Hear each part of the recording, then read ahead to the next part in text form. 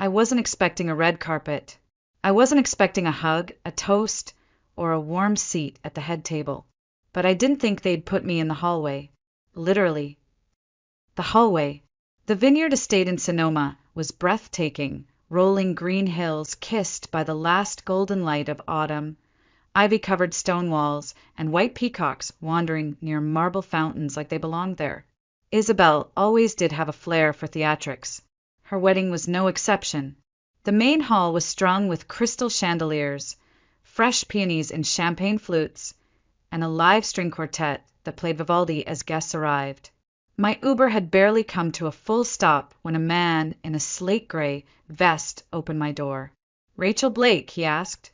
"Right this way." I stepped out, smoothed my navy silk dress, one of the last few nice things I owned, and nodded politely. I hadn't come to make a statement. I came because I was the big sister, because it was the right thing to do, because my mother had called 2 weeks earlier and said, "It would mean a lot to Isabel if you came. She wants this day to feel like family." Family. As I followed the usher down the curved corridor lined with framed engagement photos of Isabel and her soon-to-be husband, I already felt like I didn't belong. I'd been here 10 minutes, and not one familiar face had said hello. But I told myself it was fine. I wasn't here for validation. Just a smile. Just a seat at the table. We stopped at the registration desk. A young woman with a headset smiled like she'd been trained at a luxury hotel. "Your name?" "Rachel Blake," I said softly. Her smile didn't falter. Not exactly, but something flickered behind her eyes. Like confusion. Or maybe discomfort. She scrolled through a long guest list on a tablet, then nodded, too quickly. "Yes, right here. You're in the east alcove." I tilted my head. "Where is that?" She pointed vaguely to a hallway that curved behind the main reception room. "It's right near the coat check. There's a small seating area, very cozy." Cozy! I glanced over her shoulder at the massive banquet hall, where Isabel's college friends and Dad's golf buddies clinked glasses under chandeliers the size of tree trunks. I looked back at the seating chart. My name wasn't even listed. "There must be a mistake," I said, keeping my voice even. The girl blinked. "No, I'm afraid not. This is what we were given." My hand tightened around my clutch. I turned slowly, scanning the room. And there they were. My mother, Margaret Blake, standing behind Isabel, fluffing the lace train of her wedding gown. My sister laughed, her head tilted back, her veil shimmering under the lights. They looked like a picture in a magazine. Mother and daughter, glowing in perfect harmony. I walked toward them, heels clicking against the marble. "Mom, can I talk to you for a second?" She glanced at me, sighed, and muttered, "Not now, Rachel. Can't you see we're busy?" "It'll only take a minute." She rolled her eyes and stepped aside, barely. I took a breath. They've seated me. Near the coat check. She didn't even blink. We had to prioritize close family. You know that. "I am close family." She gave me a tight, polished smile. "Oh, don't make a big deal out of this." And then Isabel turned. Her smile was saccharine, her tone sweeter than frosting. "I'm sure it was just a mix-up, Ratch. Weddings are chaos." But her eyes, they gleamed with satisfaction. Something inside me cracked, not loudly, but cleanly, like ice breaking underfoot. I looked at my mother again. Nothing. Not even a hint of shame. "Don't ruin your sister's big day," she said softly, like it was a warning. "You should be grateful you were invited." That word, grateful, like they were doing me a favor just by acknowledging my existence. I didn't respond. I just turned around, heels clicking louder now, and walked straight into the hallway. The hallway smelled faintly of lilies and citrus floor polish. Behind me, the doors to the reception hall closed with a soft thud, and it was like I'd been gently exiled. I sat down on a velvet bench near the coat rack, still holding the name card in my hand, Rachel Blake, East Alcove, printed in gold script. Like that somehow made it less humiliating. I stared at my reflection in the polished glass window across from me. A grown woman in a beautiful dress, lipstick perfectly applied. And yet I felt 16 again, unwanted, overlooked, like a shadow clinging to the edge of every family photo. And just like that, the memory returned. 3 years ago, Thanksgiving, Isabel was off traveling with some man she'd met in Portugal. The house in Brookline was quiet for once. No perfume clouding the air, no high-pitched stories about beach resorts or influencer friends. Just me, Mom, and Dad, Margaret and Walter.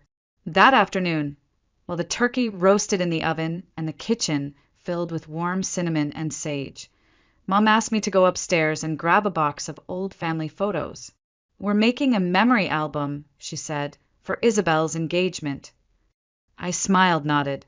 It was rare to be included in anything sentimental. I walked up the creaky stairs and stepped into my childhood room. Everything was still there. The single bed under the window, my old books stacked unevenly on the shelf, a dusty poster of a Van Gogh print above the desk. I opened the drawer where the photos were usually kept, and that's when I saw it. A leather-bound notebook. Thin, light brown.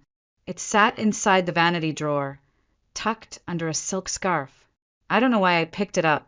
I wasn't snooping. Something just called me. I opened the cover. The handwriting was unmistakably my mother's. Elegant, angular cursive in dark blue ink. I read the first line. Isabel didn't cry her first day of kindergarten. She turned, waved, and walked straight in, like a little bird ready to fly. I turned the page. Another entry. Isabel's favorite dinner is my baked salmon. She always eats it with her fingers when no one's looking. Another. Isabel used to be scared of thunder, but now she tells me she protects her dolls from it. Page after page after page. A private journal. A mother's record of moments, smiles, fears, growth. All about Isabel. All. Isabel. I flipped faster now, desperately searching for anything. Anything that said Rachel. Nothing. Not a single memory. Not a mention. Not even a birthday wish. It was like I'd never existed. I clutched the notebook so tightly my knuckles turned white. My heart thudded in my ears. I wasn't angry. I was hollow. When Mom walked in moments later, I was still on the floor, the notebook open in my lap. She didn't look alarmed, just mildly surprised. "You wrote all this?" I asked, my voice so soft it sounded foreign to me. She glanced at the pages, then smiled lightly. I had to keep track of everything. Isabel was always so sensitive. She needed it. I blinked. And me? She paused, then said with unsettling calm, "You've always been independent, Rachel. You didn't need to be written about." I nodded. Because there was nothing else to say. But something inside me crumbled that day. Not with noise or drama. It fell quietly, like a house sinking into its own foundation. Now, sitting here, in a hallway dressed up like an afterthought, I realized nothing had changed. I wasn't invited to be part of the family. I was permitted, tolerated, but never remembered. The music from inside swelled. Violins, applause. Isabel must have made her grand entrance. I sat very still on the bench beside the coats, clutching my purse like it might keep me anchored. Some people are forgotten by accident. I was forgotten. On purpose. Rachel. The voice was light, amused, almost mocking. I turned. Isabel stood at the threshold of the reception hall, framed in soft golden light. Her wedding gown shimmered like champagne, the veil catching the air as she moved. Her eyes sparkled, not with warmth, but with curiosity, like someone observing a misbehaving guest from a safe distance. She walked toward me slowly, her heels clicking against the marble. "Are you upset?" she asked, cocking her head. I gave her a small smile. One I didn't feel. Why would I be? She shrugged. Because of the seating, I mean. I told the planner there might be a few hiccups. Weddings are chaotic. People get misplaced. Her voice was sticky sweet, but her eyes gleamed with something harder, something sharper. It's not about the seat, I said quietly. It's about what it means. Oh, Rachel. She let out a breathy laugh. You're always so sensitive, always taking everything so personally. I didn't respond. She sat down beside me, brushing invisible lint from her gown. Her perfume was overpowering vanilla and ambition. You could have called Mom, she said, if you were worried about where you'd be sitting. I turned toward her. Do you ever listen to yourself? She blinked. What's that supposed to mean? You always assume people are trying to take something from you, or ruin your moment. You don't even consider that maybe. They're just tired of being invisible. Isabel tilted her head, lips pursed. This again. I stared at her. You really don't see it, do you? See what? I took a slow breath. That it's always been you. The attention, the affection, the memory books, the photos, the calls, every holiday, every decision, every spotlight, always, always you. She smiled like she was flattered. I don't blame you for being loved, I added. I blame you for pretending like the rest of us never noticed. Her smile faltered. You sound jealous. No, I said calmly. I sound tired. We sat in silence for a long moment. Then she leaned in slightly. Her voice dropped just for me. You've always wanted to be the victim, Rachel. That's your thing. You wear pain like pearls. It makes people feel sorry for you. Her words hit like frost. I never wanted pity, I said slowly. I wanted respect. You wanted to be me, she whispered, eyes burning. And there it was. The core of it all. Not just rivalry. Not just resentment. A belief that only one of us could matter. I stood. Isabel stayed seated, smiling up at me like a queen entertaining a peasant's complaint. You don't get it, I said. It's not about wanting to be you. It's about not wanting to disappear every time you walk into the room. She blinked just once, but her hands tightened slightly in her lap. I took a step back. I hope this wedding gives you everything you want, I said. She raised an eyebrow. Oh, it already has. I nodded, then added, that's what scares me. She opened her mouth, but before a word left her lips, someone else stepped into the hallway. Rachel. The voice was deeper, hesitant. I turned, and there stood Julian Carter, the groom. He looked sharp in his tailored tux, but his tie was slightly loosened, and his eyes were searching. He glanced between me and Isabel, then settled on me. Can I talk to you for a second? Isabel straightened. Is something wrong? Julian didn't answer her. He just looked at me, and I saw something I hadn't expected. Doubt, cracks in the image, uncertainty where there should have been joy. I nodded, and just like that, everything began to shift. Julian waited until Isabel disappeared back into the banquet hall, heels echoing in tight succession, veil fluttering behind her like a warning flag.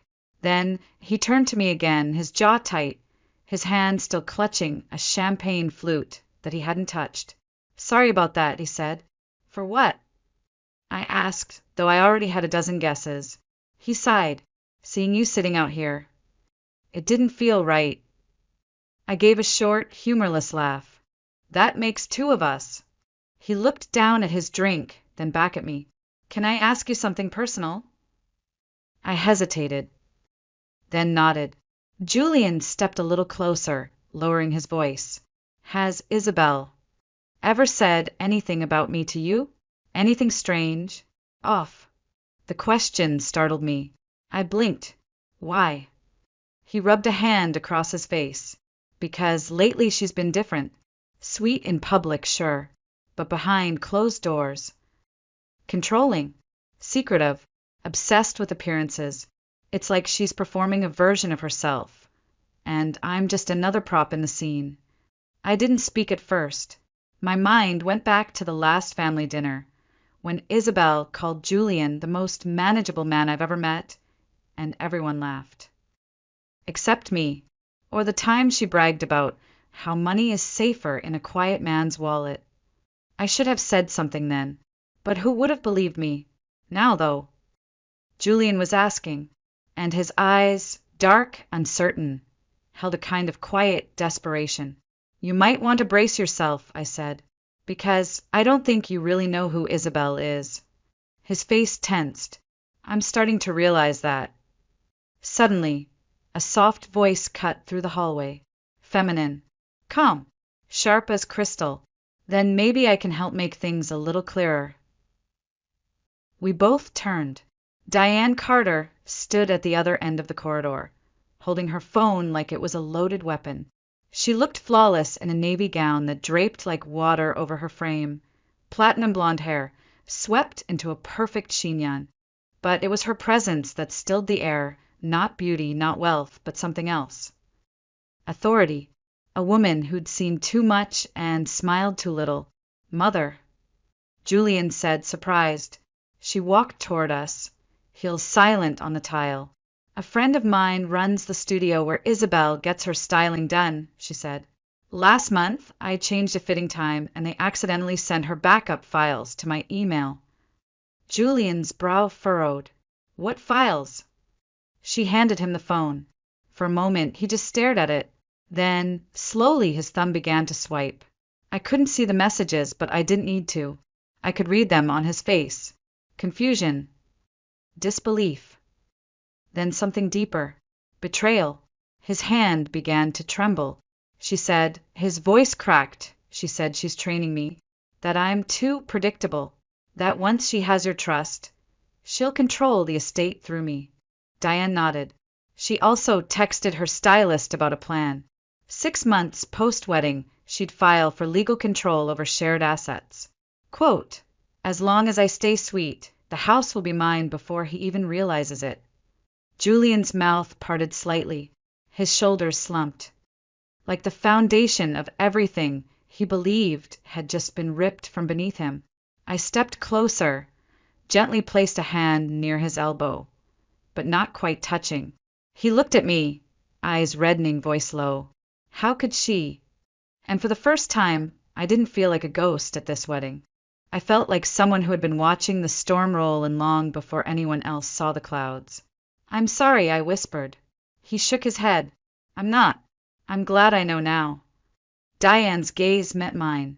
Thank you, she said softly, for not turning away. I didn't say anything. I didn't need to. The weight of what was coming had already begun to shift, and this wedding was no longer going to end the way they had planned. The private conference room was tucked behind the wine-tasting lounge on the second floor. Floor-to-ceiling windows overlooked the vineyard, now cloaked in the soft amber hues of dusk. But no one noticed the view. No one cared about the glasses of water arranged neatly on a tray or the faint hum of the AC. The room pulsed with silence, tense, breathless. Julian sat at the head of the long oak table, phone resting face down in front of him. Diane stood behind him, one hand lightly on his shoulder, not possessive, not controlling, just steady, like a mother anchoring her son through a storm she saw coming long before he did. I sat to the right, back straight, heart pounding. I wasn't sure why I was there, maybe as a witness, maybe as a voice no one could silence this time. The door opened. Isabel walked in, radiant and sharp as ever, trailing silk and suspicion. Behind her came my mother, Margaret, clutching a designer clutch and wearing that strained smile she reserved for situations she couldn't control. What is this? Isabel demanded. Her voice was pitched higher than usual, not angry yet, but cautious. Why are you pulling people out of the wedding? Julian, your friends are asking questions. Julian didn't answer immediately. He stood, slowly, and reached into his jacket pocket. He placed a white envelope on the table. You know what this is? He asked. Isabel stared at it like it might bite her. She said nothing. It's a petition to annul the marriage, he continued, voice flat and cold. I've already signed it. The room shifted, like air being sucked from a sealed jar. My mother gasped, hand flying to her mouth. What? Isabel stepped back, her veil rustling. You're joking, right? Diane spoke then. Her voice was calm, but sharp enough to draw blood. We read the messages, Isabel. Every word. The ones you sent your stylist, your friend Natalie. The ones where you talked about Julian as a pawn. The ones where you mapped out how to take over our estate. Isabel's mouth opened, but Julian cut in. His voice was no longer calm. It cracked in the middle, then hardened. You called my mother a rich relic who only knows how to write checks. You said, and I quote, he's simple enough to shape into anything I want. Give it 6 months, and he'll be begging me not to leave. Isabel's face flushed. That was a joke. Between friends. You're all taking this out of context. Then explain the divorce consultation you filed last month, Diane snapped. Was that also a joke? That hit like a bullet. Even my mother looked shaken now. Is that true? Walter, my father, had entered the room at some point, but none of us had noticed. Now he stood in the corner, his face heavy with disbelief. Isabel looked between us, lips parting, but no sound came out. Margaret, he said, turning to my mother, did you know? My mother shook her head. I didn't think. I never imagined Isabel could. No, he cut her off, his voice low. You never looked. You never wanted to see what she was capable of. And then he turned to me, for the first time in years. Rachel, he said, and the word felt like a bandage being peeled away. I'm sorry. My mother looked stunned. I should have said something years ago, Walter went on, but I let things slide. I thought you were strong, that you'd be fine. I wasn't, I said softly, but I am now. Isabel finally snapped out of it. You're siding with her, she spat, eyes wide. Your other daughter, the one who's always resented me? This is what you're doing on my wedding day. Julian stepped forward, voice steady. This was never about Rachel. This was about you, and the lies you tried to build a marriage on.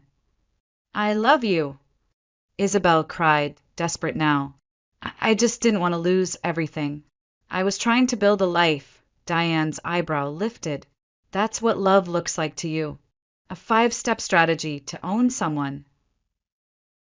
My mother's voice, usually so polished, trembled now. Isabel, I don't know what to say. And for the first time in my life I saw it. Not guilt, not regret, but fear in Isabel's eyes. Not because she was caught, but because this time no one was standing by her.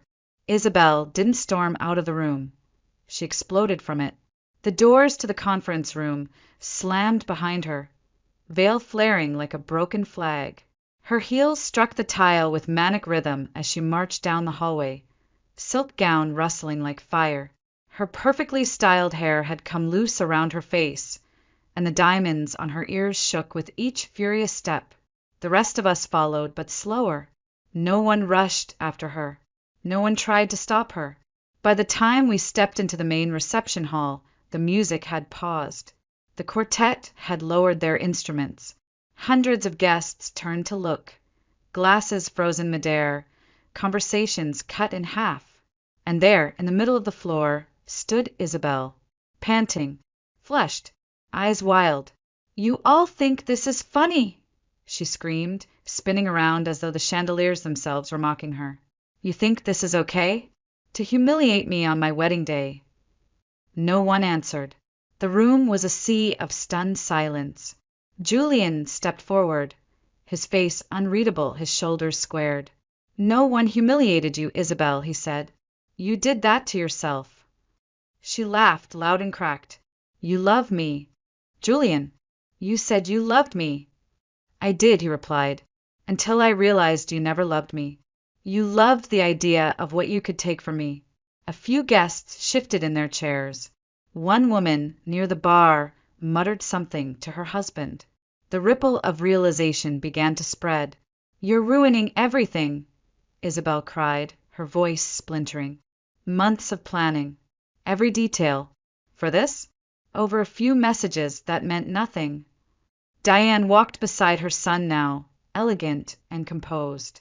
"They meant everything. They showed us who you are when you think no one's watching." Isabel's hands clenched at her sides. She turned too fast, and her veil caught on a centerpiece, ripping slightly. Her eyes landed on me. "This is your fault," she hissed. "You've always hated me, always been jealous. You came here hoping something would go wrong." I didn't move. I didn't flinch. I simply looked at her and said, "I came to be your sister, but you never saw me as one." She froze. "You spent your whole life center stage," I continued, "but you never noticed who had to dim their light just so you could shine." Gasps echoed across the hall. Isabel spun back to Julian, desperate now. "You can't do this. We made vows. You promised me a life." He reached into his jacket and pulled out the same white envelope from before. He held it up for the room to see. "This is the annulment contract," he said clearly, "and I signed it." The room collectively inhaled. Even the chandelier lights seemed to dim for a heartbeat. Diane touched her son's arm. "Let's go." As they turned to leave, Isabel stepped forward like she might follow, but no one reached for her. Not her friends, not her bridesmaids, not our parents. She stood alone, surrounded by lace and candles, all of it now useless. A queen with no court, a stage with no audience. Her hands trembled. Mascara streaked down her cheeks. And then, without another word, she turned and ran. Her gown tangled in her heels, but she didn't stop. She shoved through the doors and vanished into the night. Behind her, the guests slowly returned to their seats. Conversations restarted, but differently, whispers instead of laughter, glances filled with unease. I remained standing for a moment longer, not triumphant. But still, I didn't need applause. I didn't need to be center stage. All I'd ever wanted was to be seen. And now at last I was. A week after the wedding, I woke up in my quiet apartment in Boston. No flowers, no music, no clinking glasses, just the soft hum of the refrigerator and the filtered sunlight spilling across my kitchen table. I brewed a small pot of coffee, French roast, dark and bitter, the way I liked it, and sat by the window in my worn linen robe. There was a kind of stillness in the air. The kind that doesn't demand anything of you. My phone buzzed on the counter. "Mom, 9th call in 3 days." I let it ring. I already knew what she wanted to say. I'd seen it in her face that night, in the way she didn't chase after Isabel, in the way she looked at me like she'd never really looked before. But it didn't matter anymore. She didn't need to say sorry, and I didn't need to hear it. Later that afternoon, a text came through. "Rachel, I know I failed you. I know I was blind. I want to see you. Just the two of us. Please." I stared at the message for a long time. The old version of me, the girl who used to try so hard to keep the peace, who always picked the quiet seat, who dressed modestly so her sister could shine brighter. She would have said yes immediately. She would have picked out a blouse that her mother liked, rehearsed polite conversation, smiled through the awkwardness, and pretended she wasn't still bleeding underneath. But that girl didn't exist anymore. I set the phone down. No anger, no response, just silence. That evening, I went for a walk along the Charles River. The lamps along the waterfront flickered gently, their reflections stretching across the dark water like long, glowing ribbons. Children chased each other under maple trees, their laughter cutting through the cool autumn air. I found an empty bench and sat, letting the breeze tangle my hair. From my wallet, I pulled out an old photograph. Christmas. I was 16. Isabel stood at the center of the frame in a bright red dress, grinning. My mother's arm rested proudly on her shoulder. And me? I was half hidden behind the tree, Smile polite, eyes already fading from the frame. I stared at the photo for a long time, then folded it neatly and tucked it back into my bag. I didn't need to tear it up. I didn't need to burn it. I just didn't need it anymore. When I got home, I pulled the old family photo album from the shelf. The one with the cracked spine and gold lettering that used to sit on our living room coffee table. I placed it gently into a storage box, closed the lid, and slid it to the back of my closet. Some endings don't need fireworks, just a door. Quietly closed. The next morning, I booked a trip to Maine. Just me, a cabin by the water, a stack of books. Maybe I'd finally start writing that memoir I used to joke about. Maybe I wouldn't. Maybe I'd just sit in the sun and let myself breathe. For the first time in my life, I wasn't planning around anyone else's schedule. No weddings, no reuniones, no guilt, just freedom. And as I clicked confirm on the ticket, something inside me settled. I didn't need their forgiveness. I didn't need their love. I didn't even need their recognition. Because I had found something stronger. I had found myself. Family isn't always blood. Sometimes it's the peace you give yourself when you finally stop begging to be seen.